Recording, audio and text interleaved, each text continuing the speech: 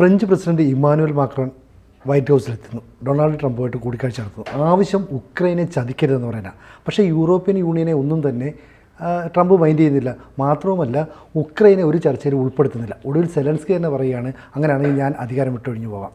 എന്താ ഇതിലൂടെ അർത്ഥമാക്കുന്നത്? അല്ല, സെലൻസ്കി ഇങ്ങനെ വികാരാധീനായിട്ട് ബഹളമൊന്നും വെച്ചിട്ട് കാര്യമില്ല. അങ്ങേര് പയറ് പോലെ നിൽക്കുകയില്ലായിരുന്നു, അതുപോലെ അങ്ങ് നിന്നാൽ മതി. ഈ ട്രംപ് റഷ്യയുമായിട്ട് ചർച്ച ചെയ്യുന്നതിൽ സെലൻസ്കി പരിഭ്രമിക്കേണ്ട കാര്യമൊന്നുമില്ല. കാരണം ഫൈനലി ഒരു ഉടമ്പടി എന്ന് പറഞ്ഞു കഴിഞ്ഞാൽ സെലൻസ്കി ഒഴിവാക്കിയിട്ട് ചെയ്യാൻ പറ്റില്ല. അയാളാണല്ലോ ഉക്രൈൻ്റെ അധിപൻ. അതെ, അയാളെ ഒഴിവാക്കിയിട്ടൊന്നും ചെയ്യാൻ പറ്റില്ല. ഇവർ ആകാശത്തോടെ അങ്ങോട്ടും ഇങ്ങോട്ട് സംസാരിക്കുന്നതിന് ഇയാൾക്കെന്താ? ഫ്രഞ്ച് പ്രസിഡൻറ്റ് മാക്രോണോട് അവിടെ പോയിരിക്കുന്നതിന് സെലൻസ്കിയെ ചതിക്കരുതെന്ന് പറയാനായിട്ട് ഫ്രാൻസിനൊരു അന്തസ്സില്ലേ.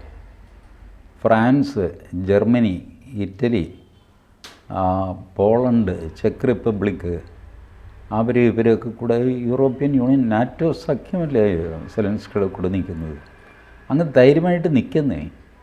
ഇവർ തമ്മിൽ സംസാരിക്കുമ്പോൾ ഇവർ പേടിക്കേണ്ട കാര്യം എന്താ? ഒരു കാര്യമില്ല. അല്ലെങ്കിൽ നമ്മൾ പണ്ട് 1962 ചെയ്തില്ലേ, ചൈന നമ്മളെ ഓടിച്ചിട്ട് തല്ലി, പറവറാവും ഓടി. നമ്മൾ എൻ്റെ പൂനെയായിട്ട് ആടി നിർത്തുമെന്ന് പറഞ്ഞു. ചൈന അവർക്ക് ആവശ്യമുള്ള സ്ഥലം എടുത്തു, ഏകപക്ഷീയമായ വെടിനിർത്തൽ പ്രഖ്യാപിച്ചു. ചൈന ഏകപക്ഷീയമായിട്ട്. ഇതിൽ കൂടുതലൊക്കെ ഒരു തല്ലുന്ന എന്തെങ്കിലും ഒരു മര്യാദയും മനുഷ്യത്വം വേണ്ടേ? നമ്മൾ നല്ല വൃത്തിയായിട്ട് തോറ്റു. 38,000 സ്ക്വയർ കിലോമീറ്റർ ചൈന അടിച്ചുകൊണ്ട് പോയി നമ്മുടെ നിന്ന്. ഇന്ന് വരെ ഒരു ഇഞ്ച് തിരിച്ചു പിടിക്കാൻ നമുക്ക് പറ്റിയിട്ടില്ല. അതിൻ്റെ ലൈൻ ഓഫ് ആക്ച്വൽ കൺട്രോൾ എന്നൊക്കെ പറഞ്ഞിട്ട് നമ്മളിങ്ങനെ ബലം പിടിക്കുന്നുണ്ട്. അപ്പം ഇതുപോലെ സെലൻസ്കിക്കും ചെയ്യാമായിരുന്നു. ചേട്ടാ എടുത്തു ഇനി എന്നെ തല്ലല്ലേ, അയാൾ നിർത്തും. പുടിൻ യുദ്ധം നിർത്തും. പക്ഷേ അപ്പോഴും പ്രശ്നമല്ലോ, ഉക്രൈനിലെ മിനറൽസിൽ ഇപ്പോഴും ട്രംപിന് കണ്ണുണ്ടല്ലോ. അവിടെ അമേരിക്കൻ കമ്പനികൾക്ക് ഇൻവെസ്റ്റ് ചെയ്യാൻ താല്പര്യമുണ്ട്. അപ്പോൾ സെലൻസ്കി ഒരു അടിമയെപ്പോലെ നിൽക്കേണ്ടി വരില്ലേ? ഈ മിനറൽസൊക്കെ എല്ലാവരുടെയും കയ്യിലുണ്ട്, അയാളുടെ കയ്യിൽ മാത്രമാണ് മിനറൽസ് ഉള്ളത്. അഫ്ഗാനിസ്ഥാനിൽ മിനറൽസില്ലേ, അഫ്ഗാനിസ്ഥാനിൽ വലിയ ലിത്തിയം ഡെപ്പോസിറ്റാണ്. ചില്ലറ ഇതൊന്നുമല്ല, നമ്മുടെ പോലത്തെ കരിമണലും കിരിമണലും ഒന്നുമല്ല, ലിത്തിയം ഡെപ്പോസിറ്റാണ് അഫ്ഗാനിസ്ഥാൻ. എല്ലാവർക്കും ഒക്കെ ഡെപ്പോസിറ്റൊക്കെ ഉണ്ട്. അപ്പോൾ അത് കാണിച്ചിട്ട് ഇപ്പം പേടിപ്പിക്കാനൊന്നും സാധ്യമല്ല. സിനുജി, ലോകം ശക്തന്മാരുടെയാണ്. ഇത് നമ്മളുടെ ഒരു ഭാരതീയരുടെ ഒരു പ്രശ്നം എന്താണെന്നറിയാമോ? നമ്മൾ നീതി, ന്യായം, ധർമ്മം, മഹാത്മാഗാന്ധി, ശ്രീബുദ്ധൻ എന്നൊക്കെ പറഞ്ഞ് നടക്കും. ഇങ്ങനെ നടക്കരുത് എന്ന് ചാണക്യൻ നമ്മളോട് പറഞ്ഞു. ഇതൊക്കെ വലിയ വ്യക്തിപരമായിട്ട് നിങ്ങൾക്ക് പാലിക്കാവുന്ന തത്വങ്ങളാണ് ഈ മഹാന്മാരൊക്കെ പറഞ്ഞിരിക്കുന്നത്. ഒരു രാജ്യം പാലിക്കേണ്ട തത്വങ്ങൾ പറഞ്ഞത് ചരിത്രത്തിൽ ആദ്യമായിട്ട് ചാണക്യനാണ്. ബാക്കിയൊക്കെ വ്യക്തിപരമാണ്. ഗാന്ധിജി പറഞ്ഞ അഹിംസ, അഹിംസ വെച്ച് എനിക്ക് ജീവിക്കാം, എന്നെ ആര് തല്ലിയാലും ഞാൻ തിരിച്ചെല്ലാം പോകില്ല. യേശുക്രിസ്തു പറഞ്ഞു, ഒരു കവള് തടിച്ചാൽ മറു കവള് കാണിച്ചു കൊടുക്കണം. അവിടെയും തല്ലിയാൽ എന്ത് ചെയ്യണം? പിന്നെ എവിടെയെങ്കിലും തല്ലട്ടെ എന്ന് വയ്ക്കണം. ഇതൊക്കെ പേഴ്സണൽ ലെവലിൽ നിങ്ങൾക്ക് കൊണ്ടു നടക്കാം. ഒരു രാജ്യത്തിന് അത് പറ്റില്ല. അപ്പം നമുക്ക് അവനോട് ചെയ്യുന്നത് അന്യായമല്ല. അന്യായങ്ങളുടെ ഒരു പരമ്പരയാണ് മനുഷ്യ ചരിത്രം. ദുർബലനും തമ്മിൽ കെട്ടിപ്പിടിച്ച് കരഞ്ഞ ചരിത്രമില്ല. ശക്തനും തമ്മിലുള്ള സംഘർഷത്തിൻ്റെ ചരിത്രമാണ് ചരിത്രം. ഇതാദ്യം മനസ്സിലാക്കുക. അതുകൊണ്ടാണ് സ്വാമി വിവേകാനന്ദൻ പറഞ്ഞു, അടുത്ത ഒരു 100 വർഷത്തേക്ക് നിങ്ങൾ ശക്തി ശക്തി ശക്തി എന്ന് ജപിക്കുക. അതുണ്ടെങ്കിൽ മാത്രമേ ലോകത്തിൽ നിലനിൽപ്പുള്ളൂ. അല്ല, അത് എണീറ്റ് നിൽക്കാൻ ജീവനില്ലാത്തൊരു രാജ്യം, നല്ല നേരം നോക്കി കഞ്ഞി കുടിക്കുന്ന രാജ്യം, അവർ സർവ്വസഹോദര മനുഷ്യ സമത്വം എന്നൊക്കെ പറഞ്ഞു കഴിഞ്ഞാൽ ആരെങ്കിലും മൈൻഡ് ചെയ്യുമോ? ഇതൊക്കെ അൺപ്രാക്ടിക്കലാണ്. അതിരുകളില്ലാത്ത ലോകം, എല്ലായിടത്തും അതിരുണ്ട്. നമുക്കതിരുത് വെച്ചില്ലെങ്കിൽ ഇപ്പം പലരും നമ്മുടെ പറമ്പ് കൊണ്ടുപോകും. ഇത് മനസ്സിലാക്കാതെ ഈ തത്വന്യായമൊക്കെ പറയുന്നത് അത് ദുർബലനായതുകൊണ്ടാണ്. സെലൻസ്കി ഇപ്പോൾ ഇതൊക്കെ പറയുന്നത് എന്തുകൊണ്ടാണ്? അയാൾ തോറ്റു, അയാൾ ദുർബലനാണെന്ന് മനസ്സിലായി. നാറ്റോയുടെ നമ്പറൊന്നും റഷ്യ എടുത്ത് ചിലവായില്ല. ട്രംപ് വന്നു കഴിഞ്ഞപ്പോൾ ട്രംപ് നോക്കുമ്പോൾ റഷ്യയുമായിട്ടൊരു അലയൻസ് ഉണ്ടായിക്കഴിഞ്ഞാൽ ചൈനയെ ബ്ലോക്ക് ചെയ്യാം.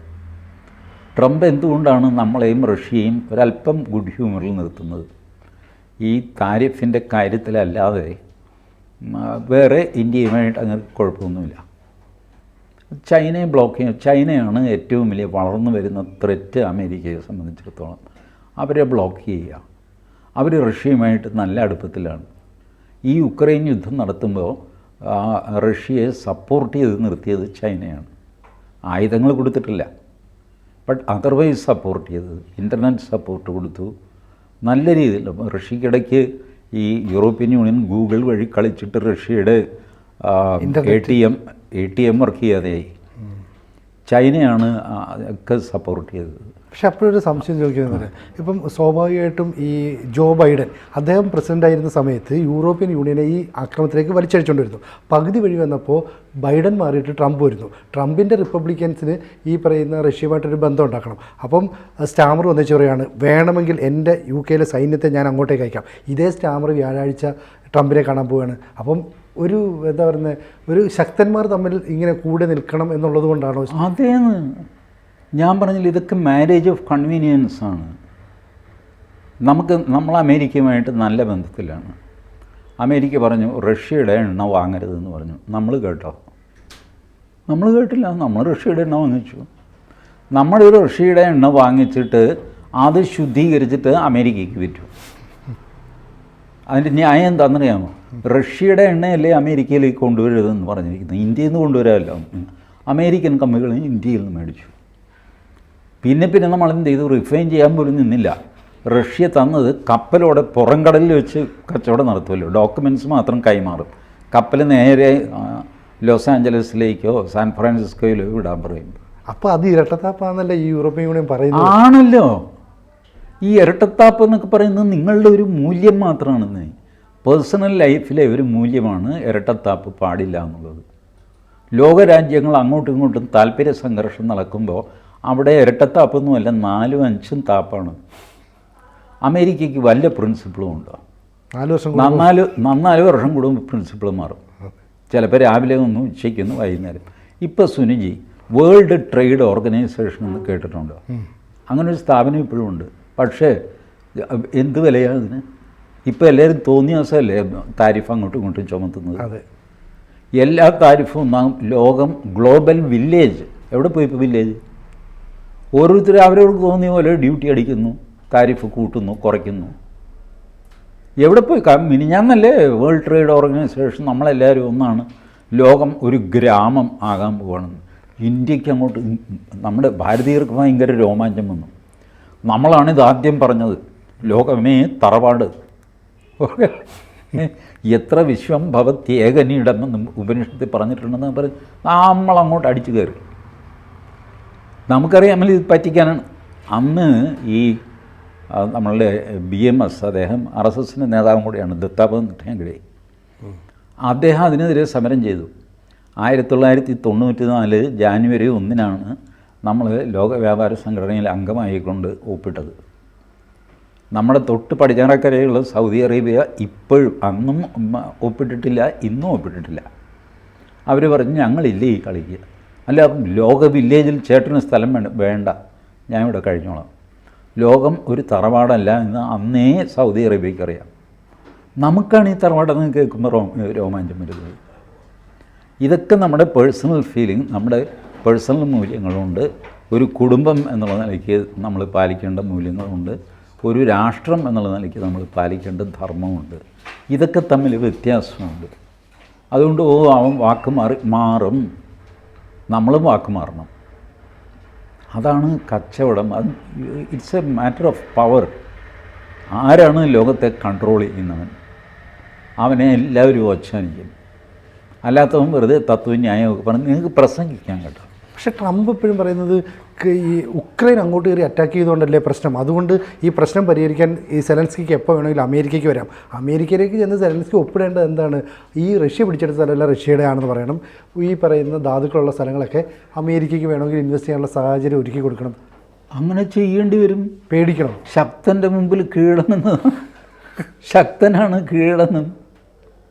നമ്മുടെ മുമ്പിൽ കിഴക്കൻ പാകിസ്ഥാനിൽ ബംഗ്ലാദേശിൽ ഇയാൾ കീഴടങ്ങി. ആ ലഫ്റ്റനൻറ്റ് ജനറൽ നിയാസി അതിൻ്റെ ഫോട്ടോ ഇപ്പോഴും ഓർമ്മയില്ലേ? അർജുൻ സിംഗ് അറോറയ്ക്ക് മുമ്പിൽ അറോറ ഈ തലപ്പാവൊക്കെ വെച്ചിട്ട് മീശയ്ക്ക് പിരിച്ചിങ്ങനെ ഇരിക്കുന്നു. നിയാസി ഒപ്പിടുന്നു, കീഴടങ്ങൽ കരാർ. അങ്ങനെ ഒരു ഫോട്ടോ പുറത്ത് കൊടുക്കുന്നത് പാകിസ്ഥാന് വലിയ ക്ഷീണമല്ലേ? അത് കീഴടങ്ങി, ശരി, കീഴടങ്ങി ഒപ്പുവയ്ക്കുന്നു. 93,000 അവരുടെ പാകിസ്ഥാൻ പട്ടാളക്കാർ നമ്മുടെ കസ്റ്റഡിയിലാവുന്നു. അപ്പോഴാണ് ഇദ്ദേഹം മീശയും പിരിച്ചിട്ട് ഒപ്പിടുന്നു. അതിൻ്റെ ഫോട്ടോ ഇപ്പോഴും ഉണ്ട്. അങ്ങനെയാണ് ശക്തൻ പെരുമാറുന്നത്. അതിൽ ദുർബലൻ കരഞ്ഞിട്ട് കാര്യമൊന്നുമില്ല. നിങ്ങൾക്ക് ശക്തിയില്ലെങ്കിൽ നിങ്ങൾ ഉടക്കിന് പോകരുത്. ആദ്യത്തെ വെടിക്ക് തന്നെ സെലൻസ്കി ഓടിപ്പോയി പുട്ടിൻ്റെ കാലിൽ വീണിട്ട് എന്നെ പുനിയേട്ടാ എന്താ വേണ്ടത്, എന്നെ കൊല്ലരുത് എന്ന് പറഞ്ഞിരുന്നെങ്കിൽ ഒരുപക്ഷെ ഇത്രയും ദോഷം വരുമായിരുന്നില്ല.